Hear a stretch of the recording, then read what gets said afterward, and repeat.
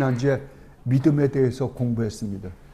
믿음에 대해서 공부할 때 이 믿음이란 단어, 이 믿음이란 단어는 동사가 되기도 하고 명사가 되기도 한다라고 제가 설명을 해드렸습니다. 믿음의 의미가 몇 가지 있다고요? 제가 몇 가지라고 설명을 했는데 믿음의 주체가 우리가 되면 어떻게 돼요? 먼저 우리가 믿는다예요. 그죠? 우리가 반드시 믿어야 됩니다. 우리가 믿지 않고 구원을 받을 수 있는 방법은 없습니다. 그런데 그 믿음이 어떤 믿음이라고요? 우리에게서 창출되는 믿음이 아니라고요. 이것은 하나님이 우리에게 허락하신 선물이라고요. 너희가 은혜로 구원을 받았나니. 믿음으로 구원을 받았어요. 은혜로 말미암는 믿음으로 구원을 받은 거예요. 그럼 그 은혜는 무엇에 대한 은혜냐 그러면 믿음에 대한 은혜예요. 구원에 대한 은혜가 아니라 믿음에 대한 은혜예요. 그 믿음이 구원을 창출해내는 거예요. 그 믿음은 어떤 믿음이다? 하나님께서 선물로 주신 믿음이라고요. 그건 다른 말로 하면 하나님께서 우리를 구원하시는데 도구로 사용하시는 게 무엇인가라고 할 때 믿음이다 그러는 거예요. 그 다음에 또 한 가지 믿음은요. 그 믿음은 하나님의 선물로 준대. 선물로 주려면 하나님이 그 믿음이라는 걸 갖고 있어야 될 거 아니에요. 우리가 선물로 주려면. 그러면 이 믿음의 소유자가 있다는 소리 아니에요. 그게 누구라고요? 우리 주님 예수 그리스도라고요. 여러분이 믿음으로 구원을 받는다 그러면은 이 세상에 태어난 모든 인간 가운데 하나님께 진짜 자기의 행위로 구원받은 사람은 몇 명이나 될까요? 한 명밖에 없으십니다. 그죠? 인간 중에 자기가 한 믿음으로, 자기의 믿음으로, 자기의 행위로 구원받은 사람은 한 사람밖에 없습니다. 우리 주님 예수 그리스도예요. 그러면 믿음으로 구원받으면 그 참 믿음을 가지신 분은 누구밖에 없어요? 우리 주님 예수 그리스도밖에 없습니다.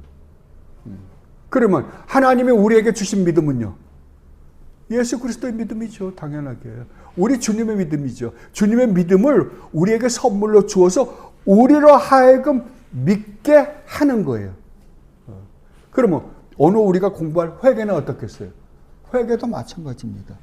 여러분 처음에 우리 주님이 공생애를 시작하실 때 우리 주님은 이 세상에 오실 때 우리와 같지 않습니다. 우리는 태어날 때 원죄를 가지고 태어납니다. 그러나 우리 주님은 처음에 누구에게서 태어났어요? 동정녀에게서 태어났어요. 그럼 동정녀에서 태어났기 때문에, 그러니까 처녀의 몸에서 태어나게끔 하신 거잖아요. 처녀의 몸에서 태어났기 때문에 우리 주님은 죄가 없다? 아니죠. 처녀라 하더라도 마리아는 죄가 있다 없다? 원죄가 있다. 그런데 성경은 재밌게도 우리 주님이 원죄하고도 상관없이 태어났다 그래요. 아니 여자의 몸에서 원죄가 있는 여자의 몸에서 태어났으면 원죄가 전달이 돼야 될 거 아니에요. 근데 전가가 안 됐다 그래요. 성경은요. 어떻게 해요? 성령으로 잉태해서. 그러니까 제일 중요한 건 성령으로 잉태했다는 말이에요. 성령이 감싸고셨다니까요. 성령이 뭘 막은 거예요? 마리아가 갖고 있는 원죄를 막아주신 거예요. 그래서 성령으로 잉태했다는 말이 굉장히 중요한 말입니다. 그래서 성령으로 잉태해서 원죄의 영향을 안 받고. 그럼 우리 주님은 태어나면서부터 우리와 다른 거예요. 죄가 하나도 없어요. 평생을 하나님께 온전히 순종하셨어요. 그럼 죄가 있다 없다? 없다. 여러분이 히브리서를 읽어보면 주님이 우리 인간과 똑같은 삶을 살았으되 죄는 없느니라 그래요. 꼭 죄는 없느니라고. 그걸 짚고 넘어갑니다. 그 죄가 하나도 없었어요. 그러면 우리 주님이 처음에 사시다가 공생애를 시작할 때 이상하게 세례 요한한테 세례를 받습니다. 세례 요한의 세례가 뭔지 아시는 분? 세례 요한의 세례를 설명할 때 성경은 뭐라고 설명합니까? 회개의 세례라고 그래요. 그죠? 회개의 세례. 나는 죄인입니다 라는 것을 고백함으로 말미암아 세례를 받는 거예요. 그럼 우리 주님은요? 세례 요한에게 회개의 세례를 받을 필요가 있어요? 없죠. 근데 받았어요. 주님은요. 이게 하나님의 의를 이루는 것인지 너는 알지 못하느냐? 이게 하나님은 의를 이룬다니까요. 그러면 우리 주님은 죄가 하나도 없으신데 왜 회개 세례를 하냐고요? 왜 그랬겠어요? 우리 때문에요. 우리 때문에. 그럼 온전한 회개를 하신 분요. 여러분 회개했다 그러죠? 여러분 온전한 회개를 한 적 있을까요? 없어요. 없다고요. 우리는 회개를 합니다. 그런데 온전한 회개가 아니에요. 우리의 믿음은요. 온전한 믿음이 아니에요. 우리가 드러내는 믿음으로 구원받는다고 한다면 우리는 절대 구원받을 수가 없습니다. 우리 믿음은 다 가짜예요. 거기에는 죄가 다닥다닥 붙어 있어요. 어떤 날은 좀 믿는 것 같은데 어떤 날은 전혀 아니고 어떤 날은 또 안 그래? 저만 그래요? 마찬가지로 우리는 회개를 해도요. 우리는 무엇을 회개해야 되는지조차 모르는 자들이에요. 그걸 모르니까 어떻게 한다? 성령 하나님이 우리를 대신해서 해준다 그러잖아요. 우리는 마땅히 누가 그 이야기를 했어요? 사도 바울이요. 대사도 바울이 우리는 마땅히 우리가 무엇을 기도해야 하는지조차도 모르고 있는 사람들이다. 그래서 성령 하나님이 또 하늘에서는 우리 주님이 우리를 대신해서 기도해 주신다라고 이야기하는 거예요. 그래서 우리 회개가, 우리 믿음이 효력을 발생하는 거예요. 그럼 회개도 누구 회개예요? 우리 주님의 회개예요.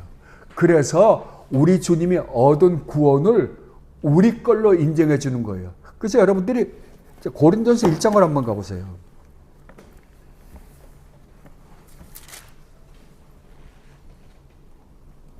고린도전서 1장 30절입니다. 여러분 이것을 항상 여러분들이 머릿속에 기억하고 계세요.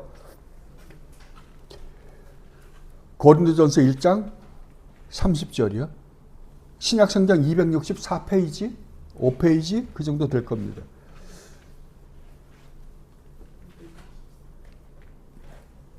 자, 여기서 보면 다 함께 읽어보십시다. 너희는 하나님으로부터 나서 그리스도 예수 안에 있고 예수는 하나님으로부터 나와서 우리에게 지혜와 의로움과 거룩함과 구원함이 되셨으니 아멘.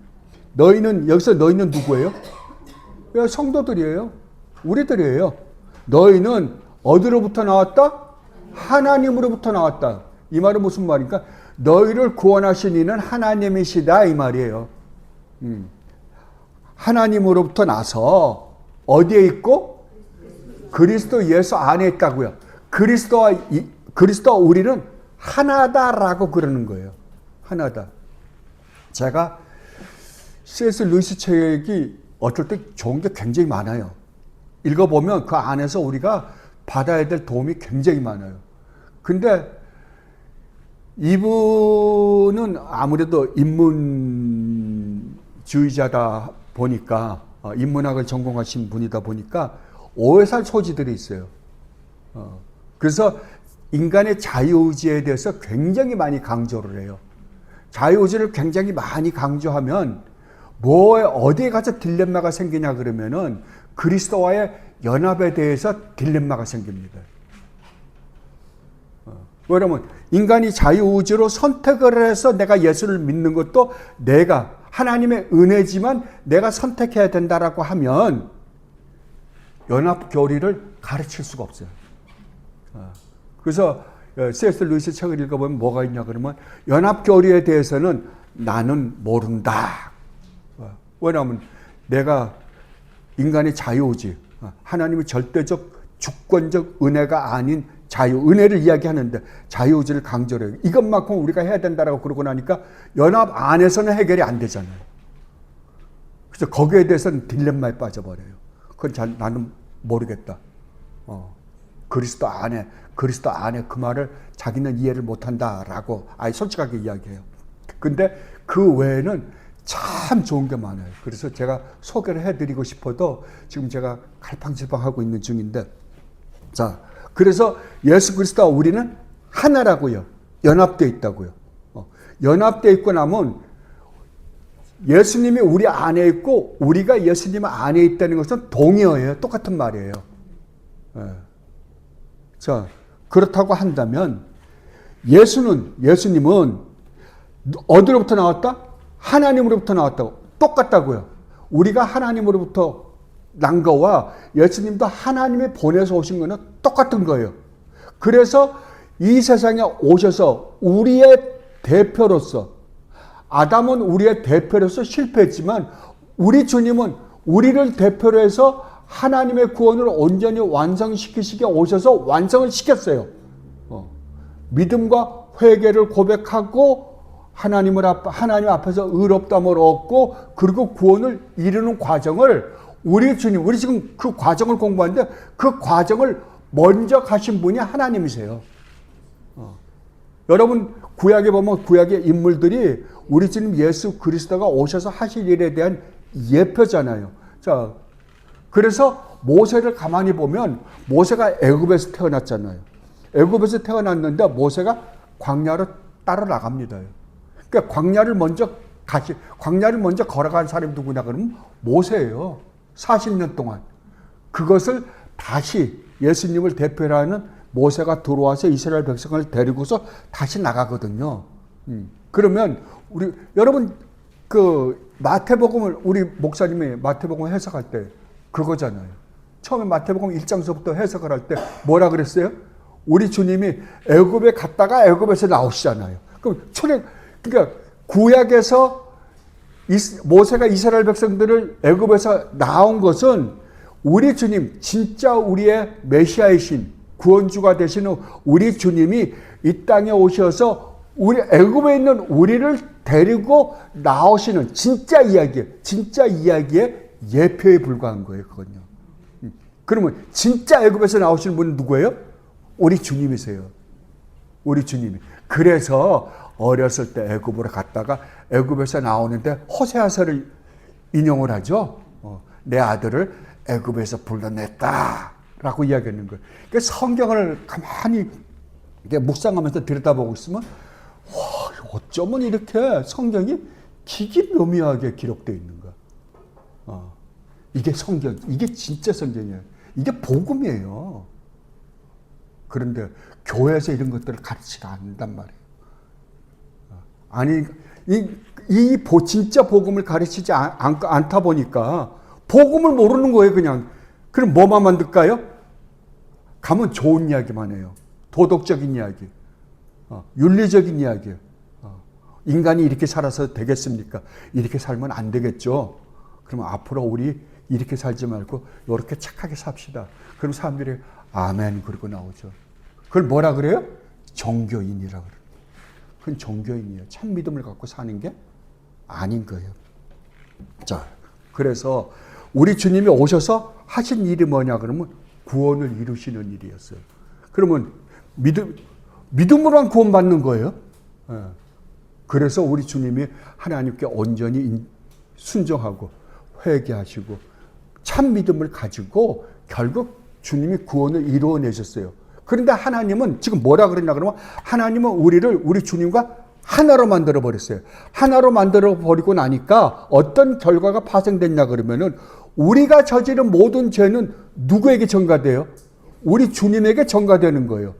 그리고 주님이 이루신 이 구원은 누구 것이 되게?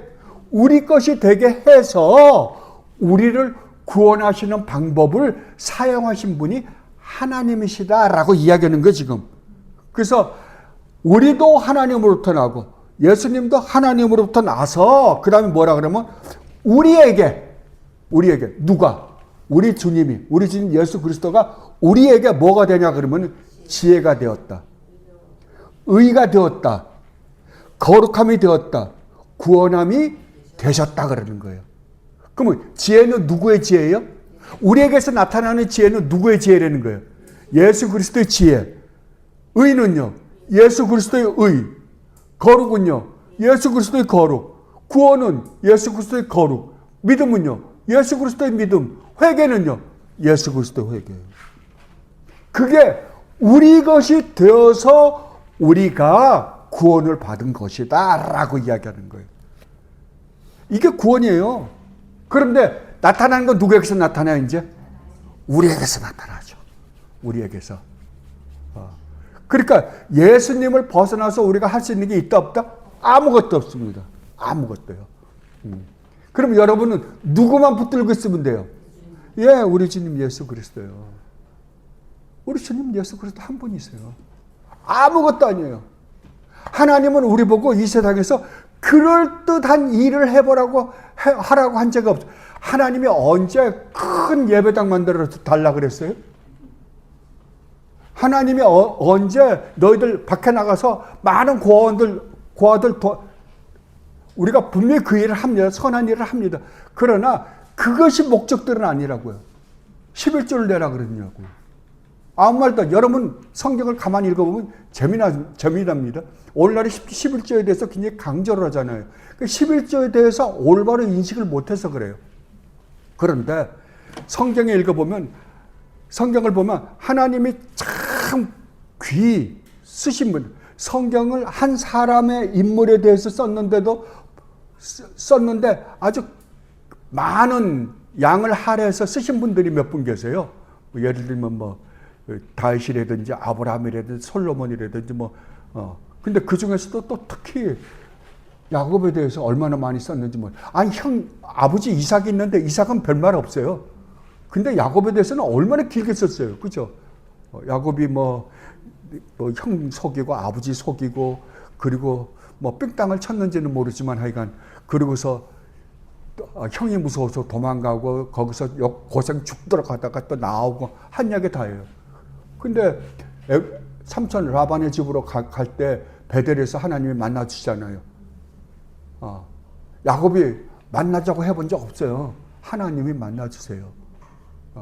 만났는데 하나님이 너 이번에 삼촌 라반의 집에 가면 내가 너와 함께 가겠다 그래요. 여러분 이런 단어들 여러분 명심해 두세요. 그게 누구에게 한 이야기예요? 우리에게 하는 이야기예요. 병채야, 내가 너와 함께 이 세상 끝날까지 같이 있겠다. 와, 이거보다 큰 축복이 어디 있어요? 내가 같이 가겠대요. 삼촌 라반 고생 죽도록 할 때 하나님 어디 계셨어요? 가만히 있었어요.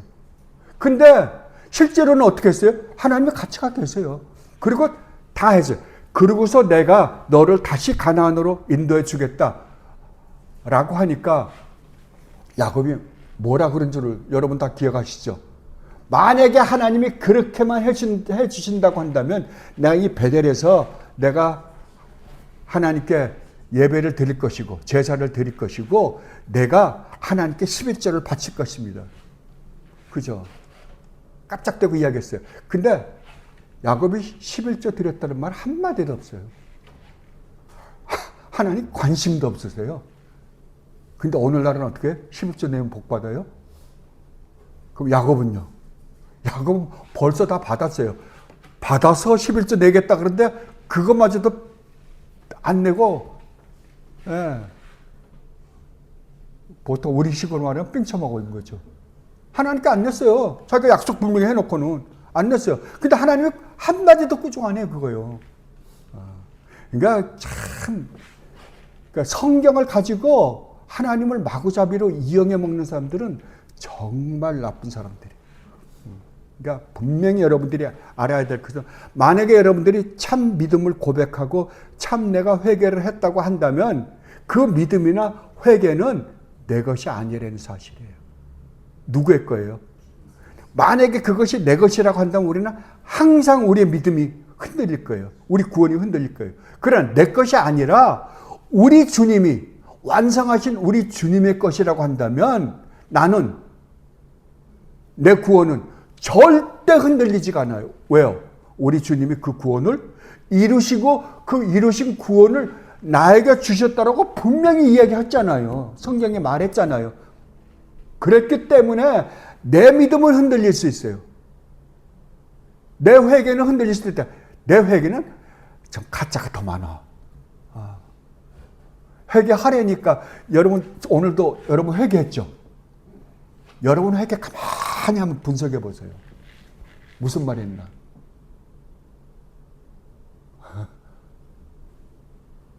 부끄럽죠. 그러나 그것마저도 하나님은 미화를 시키신다니까요.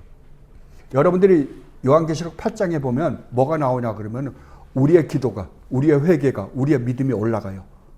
올라가는데 이상하게 이 우리의 기도가, 우리의 믿음이, 우리의 회개가 하나님께 바로 올라가는 게 아니라 어떤 중보자가, 어떤 천사가 이것을 가지고, 우리의 기도를 가지고 자기의 기도와 합해서 하나님께 올라가요. 우리 기도가 절대 바로 안 올라갑니다. 우리 기도가 올라가는데, 우리 기도가 올라간 게 아니라 자기 기도. 이게 이 중보자는 누구겠어요? 거기서는 분명히 천사예요. 천사니까 예수님이라고 딱 이야기는 하지 못하지만 이게 이 천사가 누구의 역할을 하고 있는 거예요? 예수님의 중보자 대신, 유일무이한 중보자 대신 예수 그리스도를 예표로 하고 있는 거예요. 그래서 예수님의 기도와 함께 올라가니까 하나님이 받으실 때는 어떤 기도를 받는 거예요? 예. 그래서 우리의 기도 같지 않은 것들이 완성이 되는 거예요. 진짜 우리에게 필요한 것들이 올라가는 거예요. 그러니까 우리 회개는 아무 말도 안 되는, 하나님 보실 때는 말도 안 되는, 여러분이 가만히 회개할 때마다 여러분 가만히 생각해 보세요. 하자니까 하긴 하는데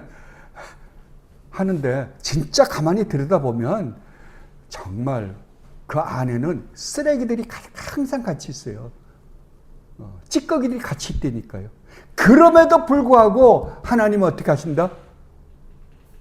그거를 가장 아름답게, 우리 주님이 가장 아름답게 미화시켜서 하나님께 올려가서 가장 우리에게 필요한 것들을 우리에게 주시는 거예요.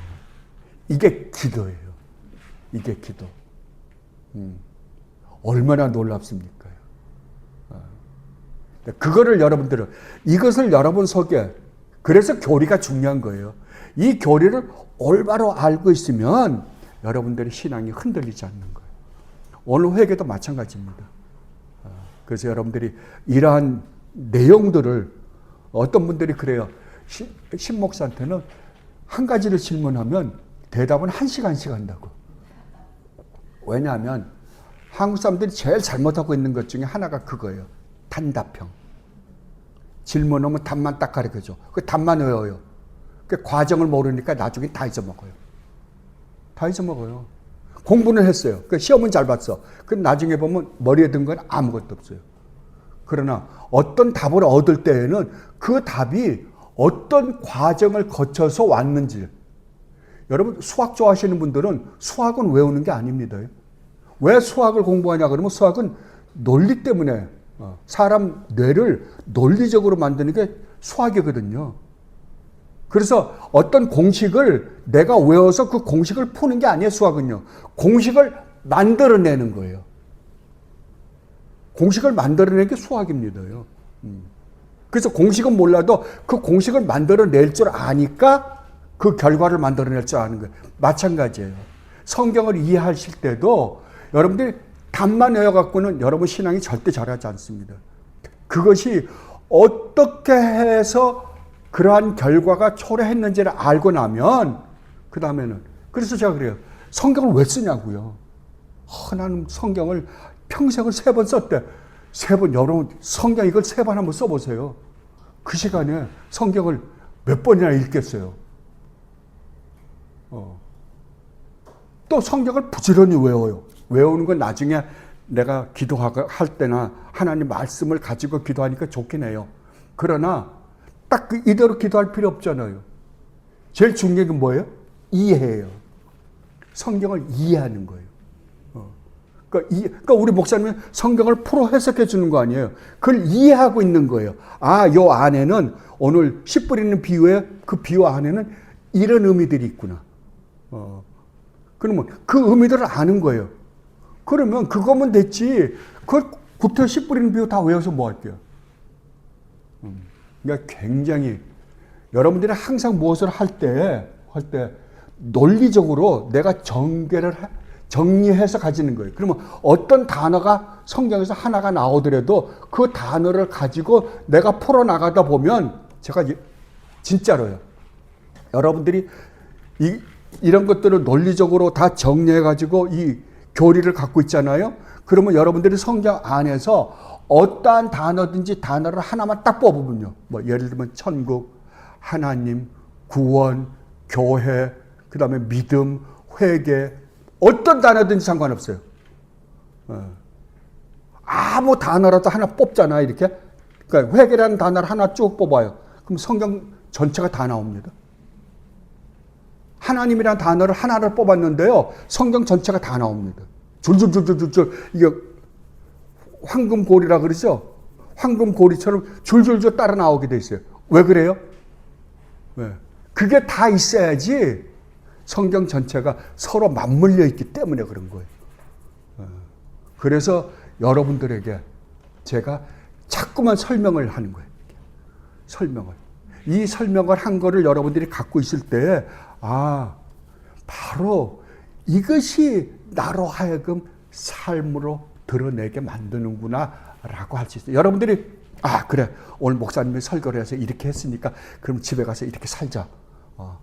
그렇게 살아야지. 앞으로 그렇게 살 거야. 여러분, 이틀도 안 갑니다. 그거. 여러분들이 결심한다고 돼요? 절대 안 됩니다. 절대 안 돼요. 그거는 작심삼일이라고 그냥 3일도 많이 가는 거예요. 이틀이면 아마 이틀도 제가 보기에는 안 가는 것 같아요. 여러분 정말 외우려고 하시지 말고 하나님의 은혜를 사모하십시오. 내 마음속에. 십자가의 은혜를 내 마음속에 간직하고만 있으면 여러분들 다 아무것도 필요 없어요. 그 은혜, 그 사랑만 간직하고 있으면 끝. 나머지. 그것이 여러분으로 하여금 오늘 목사님이 말씀하신 그 삶을 살게 만들 거예요. 그렇다고 100% 잘 살아요? 못 삽니다. 또 실패할 거예요. 실패하면요. 회개하면 되죠. 뭐. 아버지 미안해요. 또 해볼게요. 그러면 되지 뭐. 그게 신앙생활인 거예요. 자, 이제 봅시다. 23페이지입니다. 그러니까 믿음은 세 가지가 있다고 그랬어요. 내가 고백하는 믿음, 그 다음에 선물로 주어진 믿음. 그런데 이 선물로 주어지는 믿음은 우리 주님의 믿음이다라는 거예요. 자, 76문이요. 생명에 이르는 회개는 무엇입니까? 회개는 회개인데 뭐라고요? 생명에 이르는 회개래요. 이 말이 무슨 말이에요? 구원을 이루는 회개다. 이 말입니다. 자, 다 함께 답을 읽어보십시다요. 생명에 이르는 회개는 하나님의 영과 말씀에 의해 죄인의 마음에서 발생된 구원의 은혜입니다. 죄인은 회개에 의해 자신의 죄가 위험할 뿐만 아니라 더럽고 형업스럽다는 것을 보게 되고 인식함으로써 그리고 뉘우치는 자들이 갖게 되는 그리스도 안에 있는 하나님의 긍휼을 깨달음으로써 자신의 죄를 매우 탄식하고 미워하며 그 죄에서 하나님께로 돌아섭니다. 이때 새롭게 순종하는 모든 길을 그분과 함께 늘 걸어가기로 결심하며 노력합니다. 여기에 오타가 벌써 2개가 나와요. 자, 처음에 뭐라고 하면 이 생명에 이르게 하는 회개가 어떻게 해서 우리가 회개를 하게 되느냐 이거예요. 그 회개를 하기 전에 어떠한 현상이 우리에게 일어나는가. 자, 처음에는 이 생명에 이르는 회개가 무엇인가에 대해서 설명합니다. 첫 번째 뭐라 그러냐면 생명에 이르는 회개는 하나님의 영과 하나님의 영이라는 건 성령 하나님이시죠. 성령 하나님과 말씀에 의해 죄인의 마음에서 발생된 구원의 은혜입니다. 그러면은 이 회개는 우리 안에서 만들어내는 회개가 아니라 하나님으로부터 오는 선물이다 이 말이에요 지금. 그 사도행전 11장 18절과 20절에서 21절로 보면 이렇게 기록되어 있습니다. 그들이 이 말을 듣고 잠잠하여 하나님께 영광을 돌려 이르되 그러면 하나님께서 이방인에게도 뭐라고요? 생명을 얻는 회개를 주셨도다 하니라. 그러니까 이 회개는 우리에게서 나오는 거예요? 아니면 하나님께서 선물로 주시는 회개예요? 선물로 주시는 회개다라고 이야기하는 거예요. 그 중에 구브로와 구레네 몇 사람이 안디옥에 이르러 헬라인에게도 말하여 주 예수를 전파하니 주 예수님이 그들과 함께 하시며 수많은 사람들이 믿고 죽게 돌아오더라. 그러니까 주님의 손이 함께하지 않으면, 주님의 손이가 주님의 능력이 함께하지 않으면 절대 믿고 회개하는 사람이 없는 거예요. 그러니까 생명을 이루는 회개도 우리로부터 나온 게 아니라 하나님의 선물이요. 이 회개는 누구의 회개다? 우리 주님의 회개라. 그리고 두 번째로 죄인은 회개에 의해 자신의 죄가 위험할 뿐만 아니라, 자, 제일 먼저 깨닫는 게 뭐예요? 예수님을 딱 믿고 보니까 제일 먼저 깨닫는 게 뭐냐 그러면은 내 죄가 얼마나 무시무시한 죄인가를 깨닫는 거예요. 성령이 우리에게 딱 들어오시면 제일 먼저 하시는 일은 뭐예요? 죄에 대해서, 의에 대해서, 심판에 대해서 깨닫는 거예요. 그러면 죄에 대해서 깨닫지 못하고 누가 해결하겠어요? 그죠? 그 에스겔서 18장에 보면 이렇게 기록되어 있습니다. 18장 28절, 30절, 32절에 그가 스스로 헤아리고 그 행한 모든 죄악에서 돌이켜 떠났으니 반드시 살고 죽지 아니하리라. 주 여호와의 말씀이니라. 이스라엘 족속아, 내가 너희 각 사람이 행한 대로 심판할지라. 너희는 돌이켜 회개하고 모든 죄에서 떠날지어다. 그리한즉 그것이 너희에게 죄악의 걸림돌이 되지 아니하리라. 주 여호와의 말씀이니라.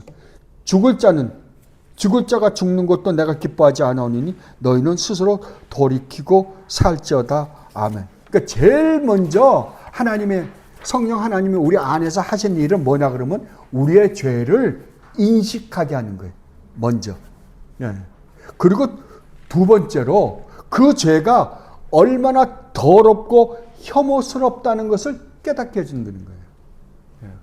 얼마나 더러운가. 그러니까 내 자신이, 난 그래도 옛날에는 세상에 살 때, 우리가 지금 이 세상에 살면서 나는 그래도 착하게 살았어 라고 하는 것은 누구와 비교하는 거냐 그러면은 우리들끼리예요. 나는 그래도 저 사람보다 나아. 근데 나보다 조금 더 나은 사람 보면 기가 죽어요. 옛날에 제가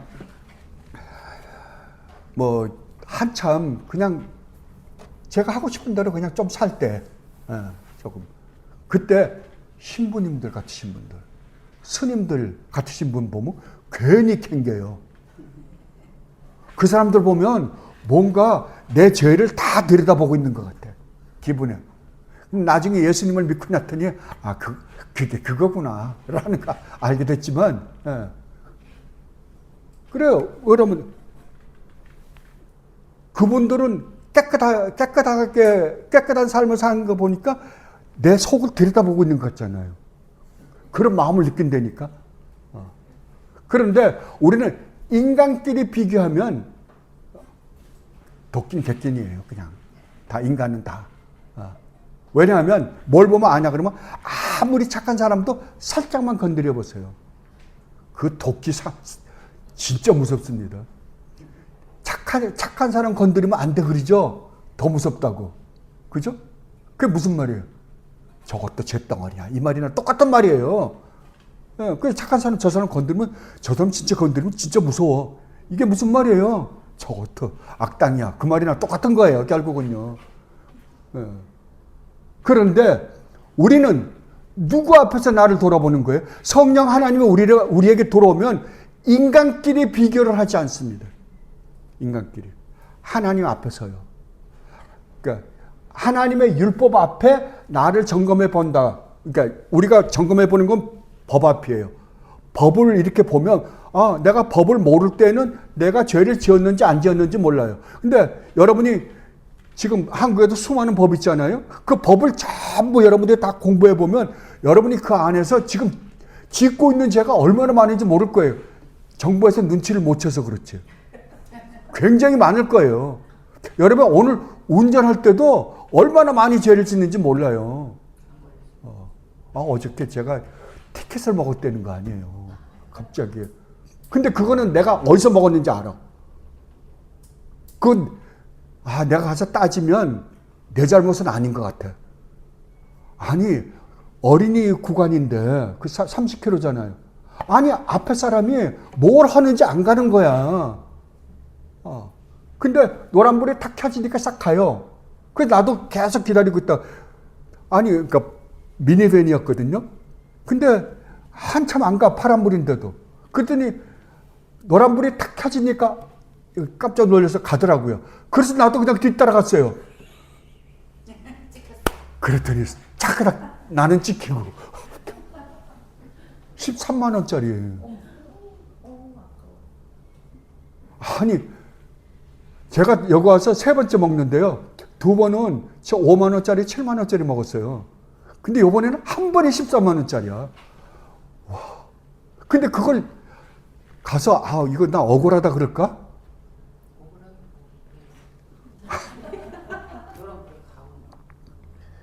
그래서 제 용돈에서 썼어요. 그거. 근데 우리 봐요. 우리가 얼마나 많은 죄를 짓고 있나. 이 나라에서도. 그런데 하물며 하나님 앞에서 어떻게 하겠어요? 하나님 앞에서. 아무리 여러분이 오늘 아침에 기도하잖아요. 우리가 진짜 올바른 삶은 어떻게 사냐면 오직 하나님을 위해서만 사는 삶이어야지 하나님이 기뻐하시는 삶이에요. 그거 외에는 없습니다요. 왜? 하나님이 절대적 주권자이시기 때문에 그래요. 그런데 그건 루이스가 설명한 거예요. 설명 진짜 잘했어요. 그 부분에 있어서. 뭐라 그러냐면 그렇게 하고 아침에 기도하고 성경 읽고 딱 나가잖아요. 딱 집에서 나가면 일하러 나간다고 딱 나가면 누구 중심이 되는지 압니까? 내 중심이 돼요. 내 중심이 되니까 모든 사고 체계가 나를 중심에서 돌아가요. 그러면 하나님 보실 때는요. 이미 그게 죄라고. 그게 죄라고. 그러니까 우리가 항상 내가 사람들끼리 비교했을 때는 내가 좀 나을 수 있어요. 잘날 수 있어요. 괜찮을 수 있어요. 그러나 하나님 앞에서는 아니라고요. 그래서 하나님이 뭐라 그래요? 의인은 없나니 이 세상에 한 명도 없다 그래요. 한 명도 없다. 선한 자는 있다? 한 명도 없다고요. 한 명도. 예레미야서에 보면 뭐라 그러냐 그러면 야 예루살렘에 선한 자를 찾아봐라. 한 명만 찾아도 내가 너희들 뭐라고 안 그럴게. 그럼 한 명이 있다 없다? 한 명도 없다는 거예요. 그런데 우리는 그렇게 우리 자신을 그렇게 생각 안 하잖아요. 그런데 하나님을 딱 믿고 나면 제일 먼저 건드려지는 데가 어디라고요? 우리의 죄악된 모습이에요. 그러면 내가 주님을 알아가면 알아갈수록 더 주님을 잘 믿으면 믿을수록 우리의 죄가 줄어들까요? 아닙니다. 더 늘어납니다. 더 늘어납니다. 그러면 어떨까요? 속상하죠. 더 속상해요. 주님을 알아가고 신앙이 자라면 자랄수록 내가 이것도 죄였단 말인가 라고 느낍니다. 그런데 그러면 거기서 끝납니까? 안 끝납니다. 거기서 안 끝나요. 이게 놀라운 거예요, 복음이요. 분명히 내가 죄를 깨달으면 내가 죄를 깨달았을 때 그 가슴 아픈 거는 누구한테 말도 못해요. 진짜 아파요. 어떨 때는 내가 꼭 숨겨야 되는 죄도 있을 거 아니에요, 서로가. 있을 거예요. 그런데 그것마저도 하나님은 다 지적을 해내신단 말이에요. 그때는 저무 아플 거 아니에요.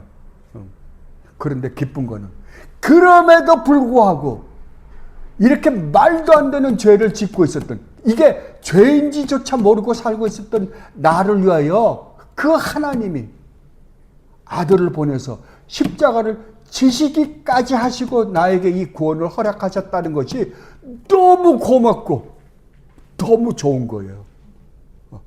그래서 주님을 알아가면서 죄를 더 느끼지만 그 죄를 느끼면 느끼는수록 죄가 많은 것에 은혜가 많다고 그 은혜를 더욱더 느끼니까 주님 감사합니다.